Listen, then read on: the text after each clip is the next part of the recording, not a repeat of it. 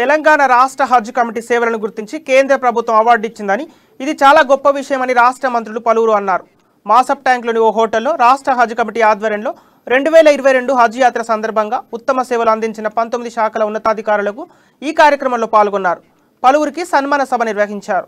ఈ కార్యక్రమంలో హోంమంత్రి మహమ్మద్ అలీ, వ్యవసాయ శాఖ మంత్రి నిరంజన్ రెడ్డి, సంక్షేమ శాఖ మంత్రి Koppula Eshwar, DCP Mahender, doctor P Raju పలువురు ప్రముఖులు పాల్గొన్నారు.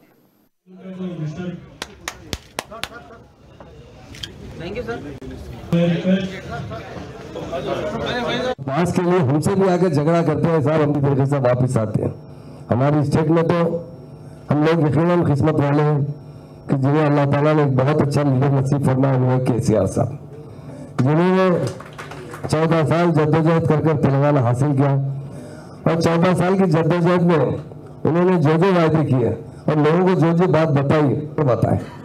आज हर कम्युनिटी अगर खुश है तो तेलंगाना स्टेट में है, अगर गंगा जमुना तहजीब है तो हमारी स्टेट में है। तो इसी तरह यकीनन हम लोगों को फख्र होगा।